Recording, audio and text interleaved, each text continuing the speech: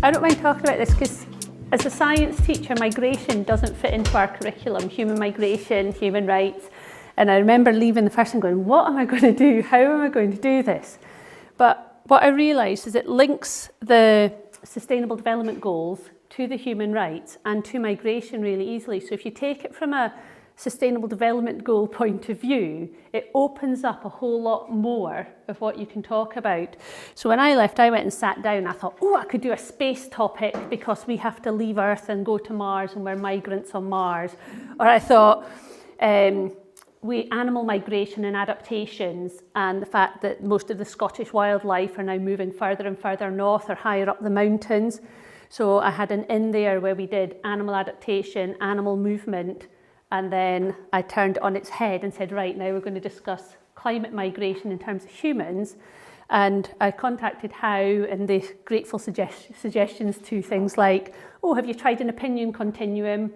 So the Signposts, the Stride magazine, they have a climate change opinion continuum, and it's like opinion, so do you agree or disagree that we should be doing something about climate change? And I did it first whilst we were discussing animal migration due to climate change, and then I did it the second time round with the humans, and it was really interesting to see that the students were more sympathetic to the animals.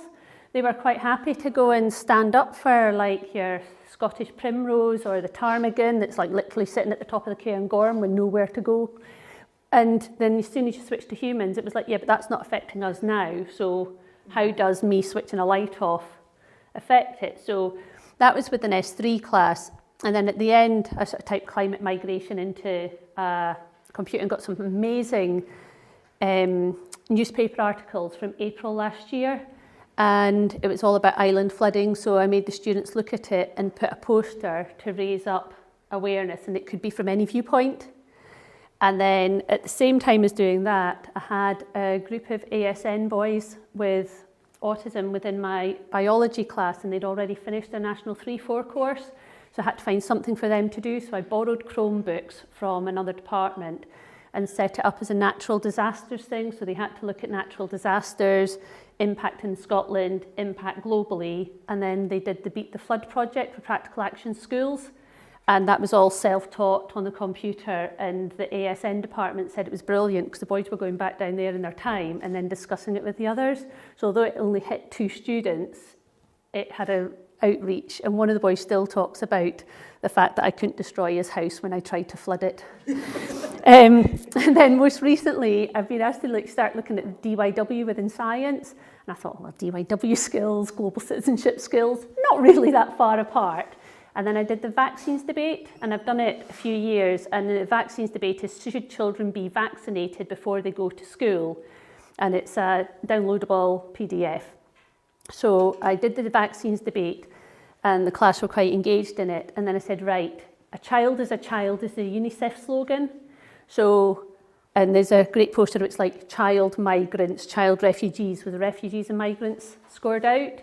So I turned it on, and said, right, so children are entitled to vaccines. You think that it's right that we've got vaccines. So what about children from migrant families who are arriving in a country? Who's responsible? Because if they can't go to school until they've had the vaccine, are they treated as children in the country they go to, or are they treated as, you're not from our country? And huge debate. And we ended up writing it up as a mock added value unit for the S3 class.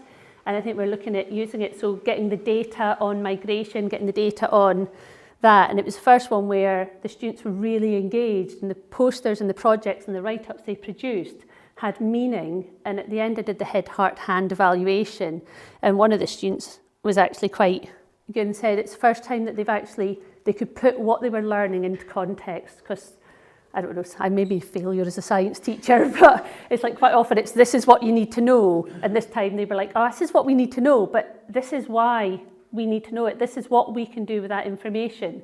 So I've kind of snuck it in, and both the other 2 biology teachers actually taught that unit of work as well. So it hit 5 classes, which is just under 100 students. So that's okay. And then it's a case of just looking for, once you start looking, you say, that could work, and that could work, and that could work. And there's a lot of stuff out there. It's just, you don't have to start from scratch. So everything that I've used had an existing resource that I could use as part of my sort of 5-6 lessons. But they're enjoying engaging in something that's not school-based, but is still something that they can discuss and they see the sort of relevance to the real world. Thank you very much. Thank you.